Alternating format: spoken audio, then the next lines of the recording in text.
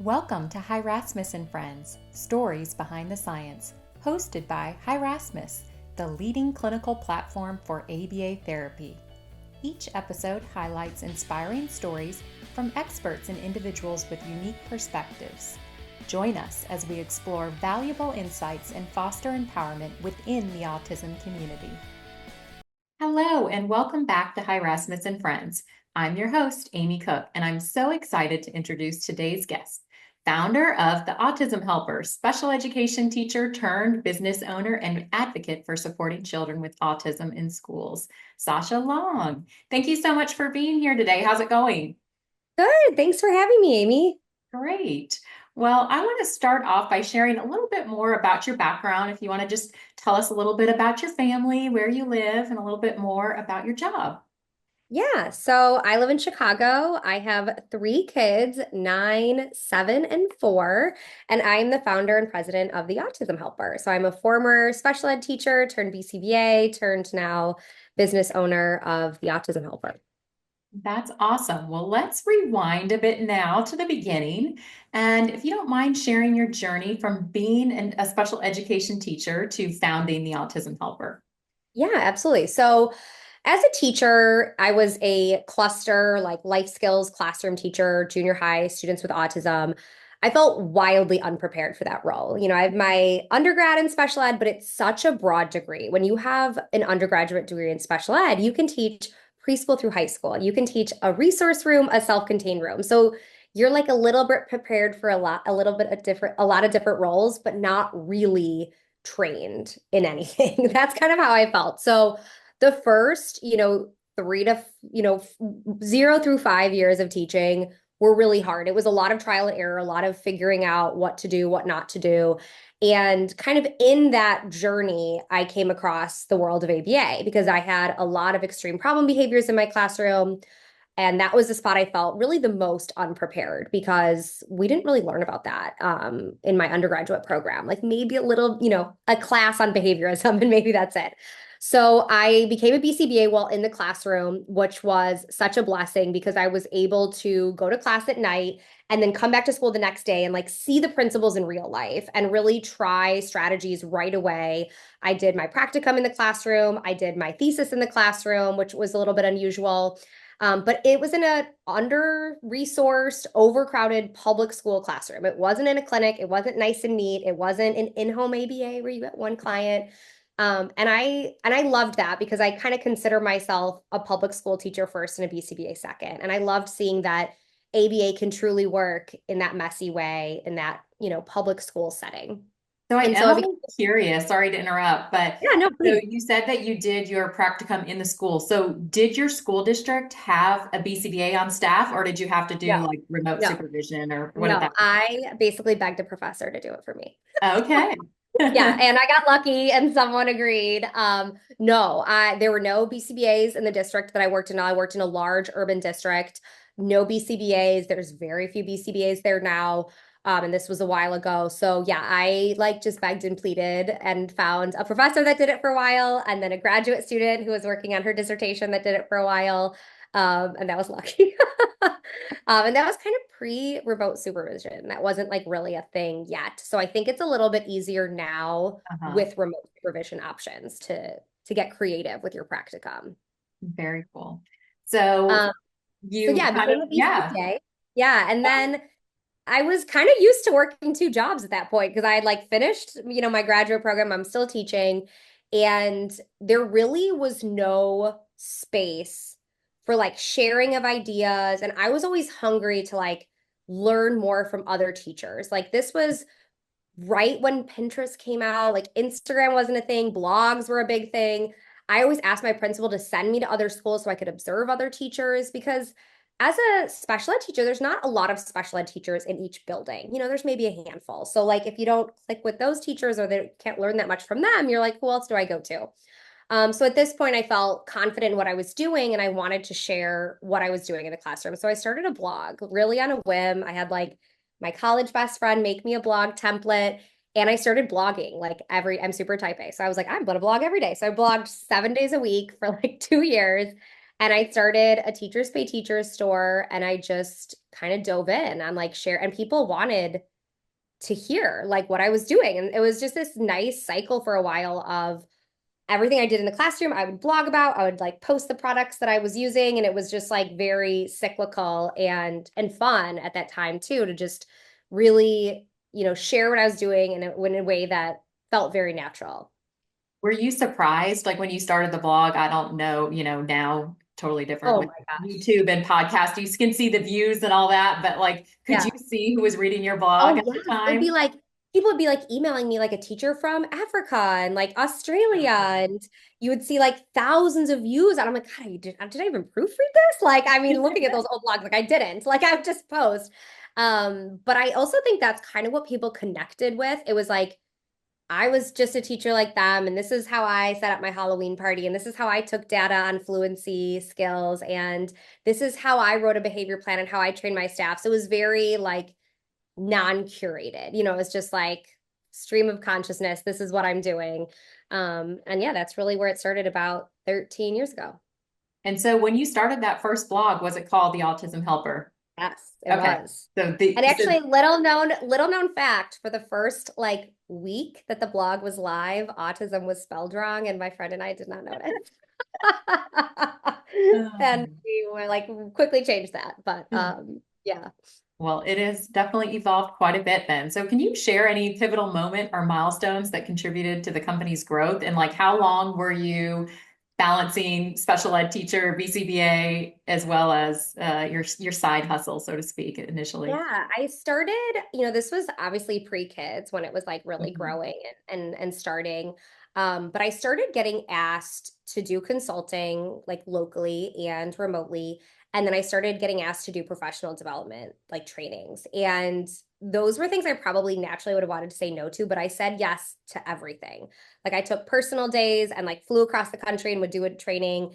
It was not sustainable. But I did that for about a year, and then I got pregnant with my oldest child, so I took that maternity leave that was paid for, and I left the following year after that. Mhm. But I think just starting to say yes to different opportunities was a big pivotal moment. I think the fact that not only was I a teacher, but I was also a BCBA put me in like a little bit of a different league than maybe other people that were starting to share things around the same time, and that I started doing trainings really early. Like, I mean, I think the first time I was flown to do a training, I had been doing this about 2 years, and I was like terrified. And now that's a big part of my job. So that was a big pivotal moment. And then I think once I was doing this full time for a few years, we started our membership, and that was a big shift too. And like, what else can we do? How else can we serve our customers and our audience in a way that meets the needs of more teachers and more parents? So I think that was another kind of big pivot moment as well. Okay. What about growing your team? Initially it's just you. When do you get to the point where you hire your first employee to like today? Yeah. I'm kind of curious what your team looks like about how many employees you have. My first employee probably was technically my husband. He's not in the education or ABA world at all. He was actually in sales, but I think that actually really helped because he has like the sales business brain and, would always kind of help me along the way. But he started working full time around the same time as I did, a little bit after. And then we worked just the two of us for a while, and we hired our first employee around the time that we launched our membership. And our membership was a lot of work to launch, but helped me feel comfortable hiring my first like salaried team member. We had a lot of independent contractors at that time, but that felt comfortable, right? Like they have other jobs. Like I'm not their sole source of income. So we hired our first full-time employee around the time we launched the membership, and that felt comfortable for me because we were having a new stream of revenue with that membership. And the membership was a little bit different than I think anything that was available at the time because it was focused on professional development. So it was focused on training and training in a way that I thought would work really well for a teacher. So short videos, 5, 6 minutes, getting new videos every month, and trying to fit in training for teachers when they had the time. I knew teachers didn't have, the full PD day. They didn't have 2 hours to just sit down and do training. So short videos that they could watch in their prep or listen to on the way home from work, like a podcast, Mhm. was what our membership was built around. So that's when we hired our first employee. And then last year we hired our ninth employee. So in the span of about 4 or 5 years, we went from, me and my husband to now 9 employees. So it's pretty crazy and exciting. And we've been really, really lucky with who we've hired. We've hired a lot of my former coworkers, like my best friend that I taught with and went to grad school with, works for us now. We've hired a lot of teachers that I've met through the Autism Helper. The last teacher that we hired, I worked with her district a lot and did trainings, and she and I became close, and now she helps run a lot of our school accounts, and she's great at it. So we've been really, really lucky with our team. Yes, that is super cool. So, what challenges have you faced as a business owner and how did you overcome them? Um, Probably mostly at the start for a while, like imposter syndrome, like I'm gonna go to a training on this. But that was hard. I mean, that consistently is hard, but I think challenges just now, we're in a big time of growth within our team. People that we hired have shifted to doing very different jobs than what they were hired for, just when a team grows really quickly.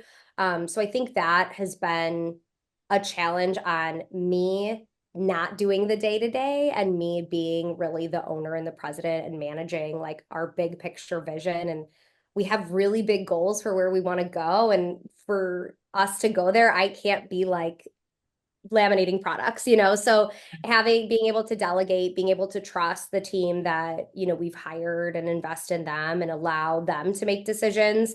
I think that's been recently a big challenge for me.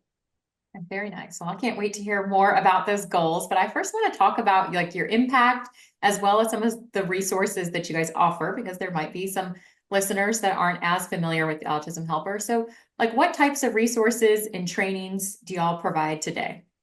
Yeah. So, kind of in a few different buckets. So, first, we create a lot of educational materials. We have about 700 different products, from VB Map task cards to adapted books to matching workbooks, data sheets, teacher tools. All of those are digital downloads. So, you can go online, download them, print them, use them that morning in your classroom. So, we have a huge, huge library of those resources. Along the same lines as educational materials, we also have a comprehensive curriculum, and we have a newer offering that's a few years old called Curriculum Access, where it's a subscription service for schools to access all of our curriculum. And that's kind of one of the big goals I'll talk about in a few minutes, but that's been really amazing. And we've really built that out to be a truly kind of comprehensive solution for a multi-level classroom, to have a wide range of curriculum that's age appropriate, that's rigorous, that's evidence-based, and that's easy to use. So that curriculum piece is a big component. And then we do a lot of training. So I spend a lot of my time doing in-person and virtual training. A lot of it's in my basement right here. I train mostly on behavior, executive functions, classroom setup, literacy, data are kind of the big topics. So I do a lot of training. And then along the same lines as training, we have 5 online courses on a lot of those same topics. We have 2 on behavior, 1 on executive functions, 1 on literacy, and 1 on data. And then we have the professional development membership group that I spoke about before, that has that ongoing training piece. So we're kind of, providing teachers and clinicians and parents with the training in a lot of different ways, and then the resources in a few different ways. So that's kind of what the Autism Helper offers, kind of products and service wise. And then, of course, we're on YouTube, we're on all social media channels, and then I have a podcast as well. So I do weekly episodes on the podcast. Awesome. That is quite a lot of resources. I didn't realize it was that big. So how do you ensure the quality and the relevance of your content as your audience grows as well as the Yeah. field grows? Yeah. I think it's important for me, because I'm not in the classroom every day, to stay as kind of connected to that group as possible. And like I said, I kind of always consider myself a teacher first and a BCBA second. So I'm always thinking from like the standpoint of like 25-year-old Sasha, and like, what did I need then at that point? But also, when I am consulting in the schools, being able to have like really honest conversations to see where the field and schools are really shifting and changing. I think hiring team members that have recently been in schools has been really helpful too. And that helps us really stay in touch with what the current struggles are. I think keeping up the fidelity of our products, I have a really high standard for pretty much everything we put out, whether it's a podcast episode, whether it's a resource, and making sure just that our team really understands our vision, our quality. We have really loyal customers, and I want them to purchase something, download something, listen to something, and always and not be surprised by in a negative way. I want them to be, get what they expect, get the same quality always. We put a really big focus on customer service, and I kind of always have, even when it was just me. Like I replied to every email, every DM, every message, and we still do that with a team now. So I know how hard it is to feel isolated as a teacher and as so many parents are. So we want to be able to, as much as we can, be able to have an open line of communication with our audience. I love that. And that's impressive with all the DMs with your guys' growth. So I am curious. Systems in place to do that now. I am curious, what is the most meaningful feedback that you've received from either teachers or family members? Gosh, I love hearing, you know, something small that stuck with someone, like from a podcast episode or from a course. I'm all about like the little victories. So hearing Yeah. like, oh my gosh, like we tried this and we were able to like go to Outback Steakhouse as a family, like things like that, that like are tangible and important. And, I was able to not stay at work till 6 o'clock anymore and be able to go home and eat dinner with my family. Like that's what I want for our teachers, like not to stay at work Absolutely. till 6 o'clock. So, every time we hear a success and, no success too small, like we're just so happy and excited and being able to make an impact on such a big scale is, we're so lucky and happy to be able to do that. Very cool. Well, let's kind of look ahead. I'd love to hear about some of your goals for the Autism Helper for the next few years, if you want to share Yeah. anything that's on the horizon. So we're really focusing in a big way right now on this curriculum access piece. So curriculum access kind of started as an idea maybe like 5 years ago. I started creating a kind of my dream curriculum when I was pregnant with my first daughter. I was really stressed about my maternity leave, and I was like, who's going to teach them how I would? And I started like, okay, if I could like wave this magic wand, what would be my dream curriculum? And it had to be easy to use because I had so many levels in my classroom.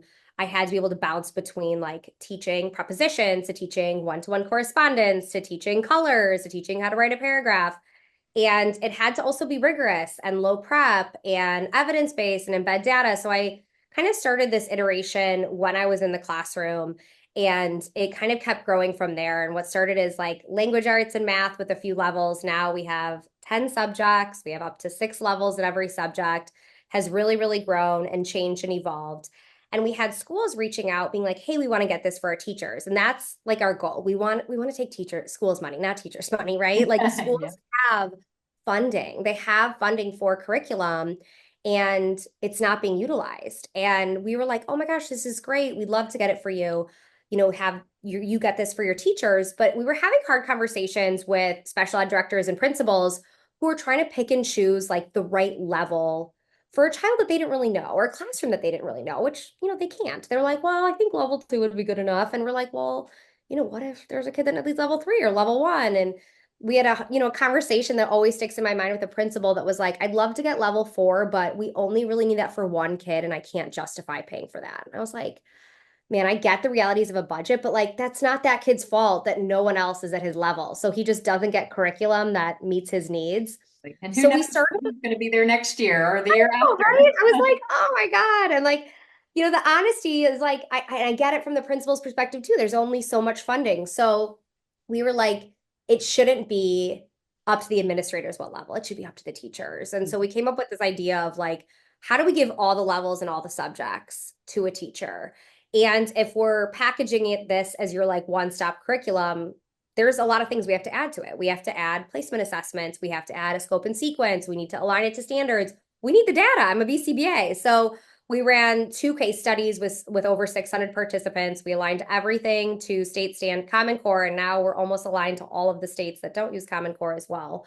And kind of created this very robust, comprehensive solution and launched that 3 years ago. And we now have 1,300 users all across the country. And we're currently building a new platform that is almost done. We have our first 2 test users in this week, which is really exciting. And we're really building a platform that we can continue to like really build and expand on and add new features like digital components. We already have a digital placement assessment that we're launching with this new platform. We're going to be adding a lot more, a lot of advanced ways for teachers to view and analyze student data. So printing benchmarks, printing report cards, being able to have the data that they input guide their decisions. And we do that for them. So like, here's your students' data. Here's what you should do next, and really create that path and plan for you. Because when you have, 10, 12 students all at different levels, it's hard and so time consuming to do that for every single child. So we're super excited about this new platform and where this can go. And we think, that we're really different than competitors in this space because we were all former teachers. Like this is what we wanted to use in the classroom and what we did use in the classroom. And it's created in a way that at its core is easy to use, but also effective and evidence-based for students. And I think that combination is tricky to find. Like there's great tools out there, but they're super complex, and you log into the platform and you're like, I don't even know where to go. So kind of having both components ready for teachers. So that's, in a long answer, what we're focused and excited on next. That is awesome. I was going to ask about the standards, and you hit on that. So you kind of hit on everything with that. So I know you guys have had a big impact on autism supports in schools. So let's kind of talk more about schools. What would you say are the most common challenges you see in supporting students with autism in the school setting?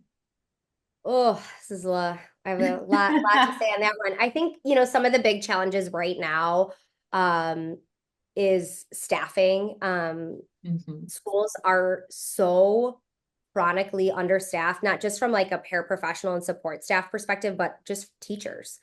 They're struggling to hire teachers. Schools are struggling to keep teachers. Exactly. And I look at when I first applied for teaching jobs almost 20 years ago, there would be 800 people applying for a job. Now those jobs are sitting vacant in August.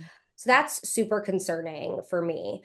The other side of it too is training, which is probably contributing to that teacher burnout and keeping teachers in place, and finding the right solution for a lot of our unique kids. I think it used to be like, okay, well, you're either in the gen ed, you're in the resource room, you're in the self-contained room. And it's like, well, what about if one of those settings isn't exactly the right fit?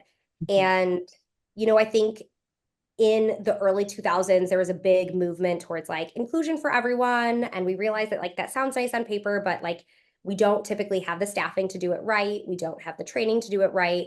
And it's not also the right fit for everyone. So, like, what do we do instead? And how do we still provide inclusive opportunities that are meaningful for all of our students in a way that we could actually do when we're understaffed, and that's like authentic and functional? And then how are we providing a great quality education in those more restricted spaces?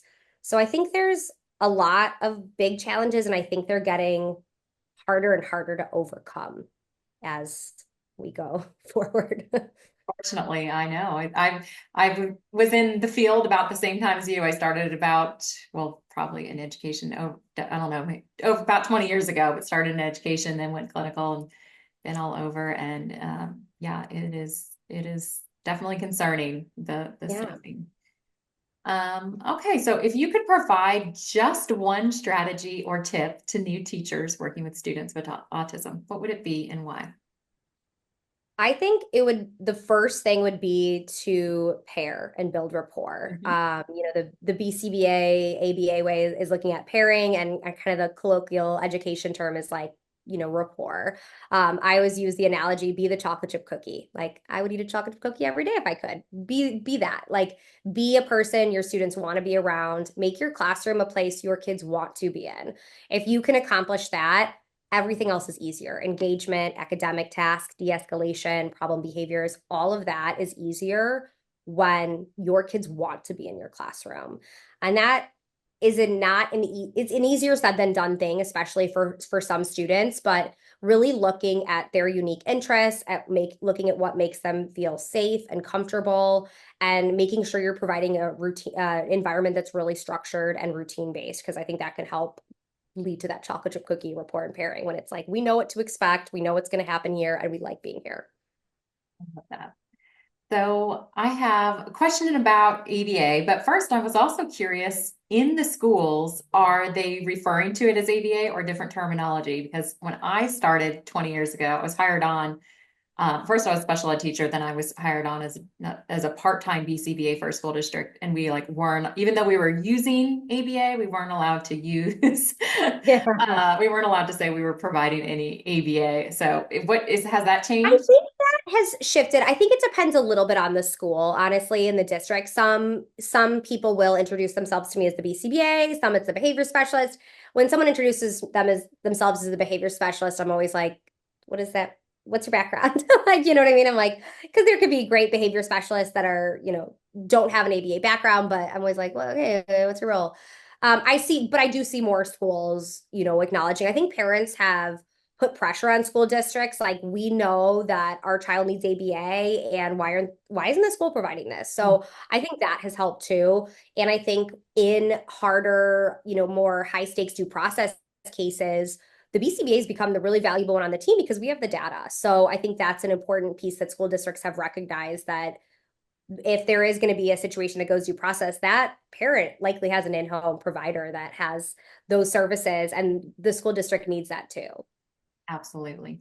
So, how do you recommend integrating evidence-based ABA practices into general education environment? And do you support both? I know we've talked a lot about special ed, but there's Yeah. obviously, with inclusion, and there's sometimes even 504 students or general ed students that could benefit as well. So, what does that I mean, look I think really you could utilize ABA in a general ed classroom that had no students with disabilities, which there's probably no general classroom that has no like? students with disabilities, diagnosed or undiagnosed. But after I became a BCBA, I supervised practicum students in my classroom, but really in my school district, in my school.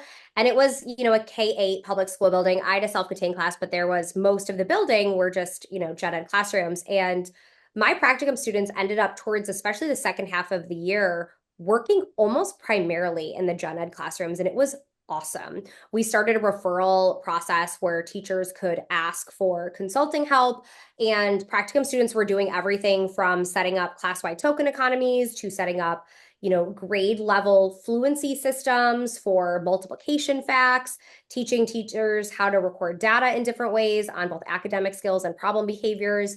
I think there's so many ways that we can incorporate, ABA concepts and principles into just a gen ed classroom. When I train on behavior, I end up talking about examples from my own life the whole time, because I'm like, this is, ABA is a science of human behavior, not autistic behavior, not special ed behavior. These are things that are at play with all of us. When I train on executive functions, I train a lot of gen ed teachers on executive functions, and really every time I train, it's kind of from a behavior analytics standpoint. And especially with things like executive functions, when we look at, the supports that our kids need for those missing skills, those are all antecedent-based interventions. And how we give, those tools is going to look at reinforcement and the environment. So all of that is behavior analysis in action. So I think all of these strategies can be utilized and should be utilized in every setting. To me, it'd be amazing if we had, a BCBA for every school building, and that probably wouldn't even be enough because there's so many needs in every single classroom. So true.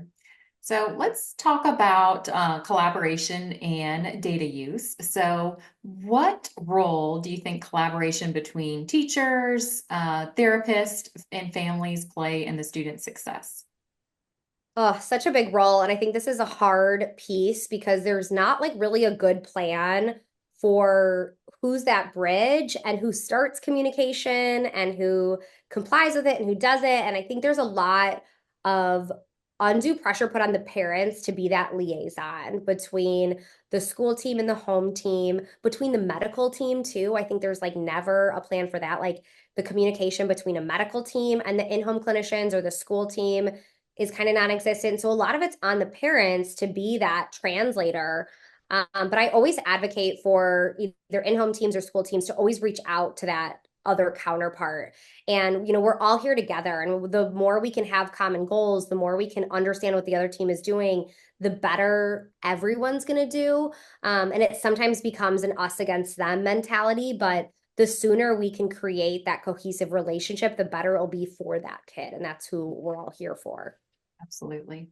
So, how do you think schools can utilize data collection to refine and individualize IEPs, and maybe even particularly with any of the data collection from your curriculum?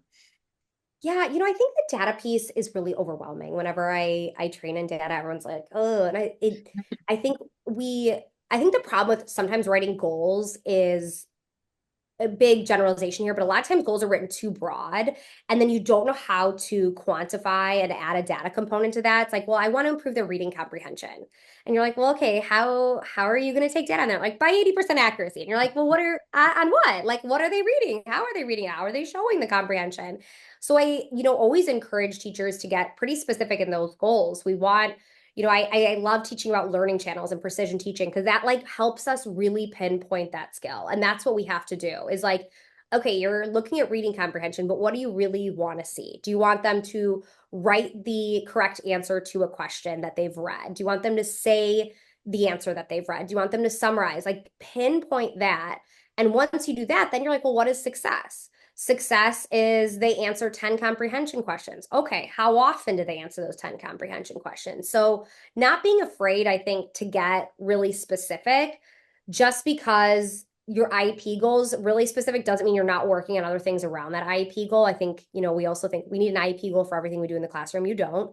But getting specific with what we want to see and really thinking critically about those mastery criteria. And, when you have to write 10, 12 IEPs, I get it. It's like you're just towards the end, you're like, all right, like just get it done.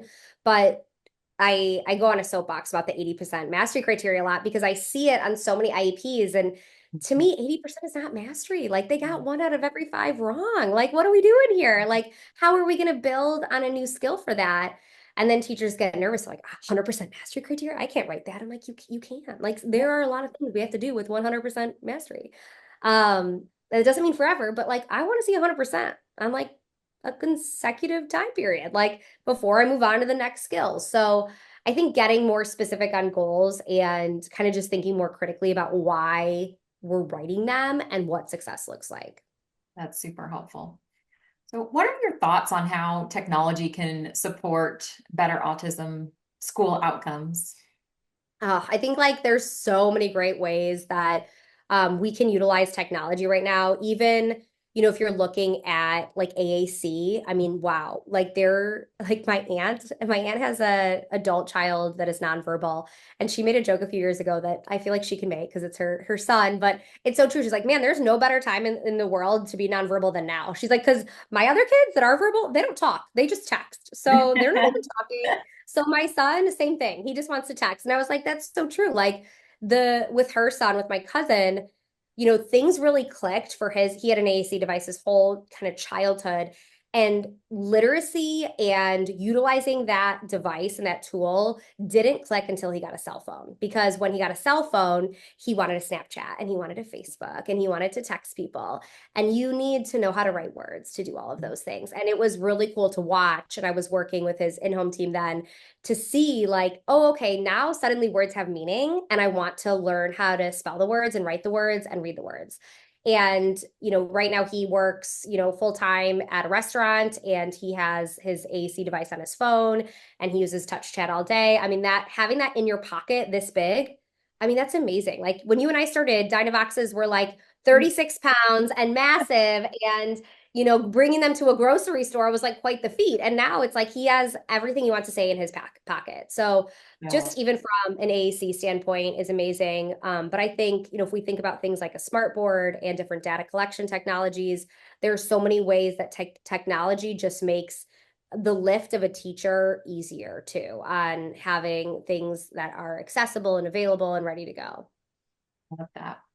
Well, before we kind of move on to our closing question, I do want our listeners to know how they can connect and explore resources on Autism Helper. So, how can they find out more?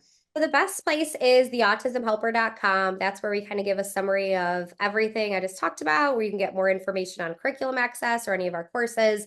We're also basically on any social media channel at the Autism Helper. So YouTube, Instagram, TikTok, if it's TikTok's around, who knows? So we are on all of those channels on the Autism Helper as well. Awesome. So at Hirasmus, our slogan is focus on the child in front of you. We provide the best clinical platform so providers can focus on what truly matters. On this podcast, we like to close by asking our guests to reflect on their own children or the children closest to them. So Sasha, I'd like to ask you, how do you keep the focus on the child or the three children in front of you in this busy world we live in? That I think is something I think about a lot. As a parent, it is like hard for me when my kids get older because each stage is kind of ending, and I always have to remind myself to like enjoy the stage I'm in and not be sad about the stage that just finished. And I think it's the same as a teacher when things are really hard. It's when you're in a season of teaching, when you're a clinician, you're in a season of your practice that's really challenging. It's hard to even enjoy that stage, but to look at the reasons why you love your job, why you're in this field, and to be happy and excited about those things. And I think the same thing with parenting, to be present in the moment and enjoy the kids in front of you at that age and not think about like what went wrong or what that they're getting older and things like that. Yes, so true. Well, Sasha, thank you so much for joining us today and sharing your journey, your wisdom, and your passion for helping children with autism. And to Thank you all so of much our for having me. listeners, remember, in the midst of everything, it's the child in front of you that truly matters. Until next time, stay focused and take care. Thanks for joining us on Hirasmus and Friends, Stories Behind the Science. If you enjoyed this episode, please subscribe to our podcast and leave us a review.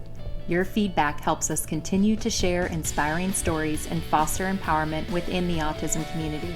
See you next time.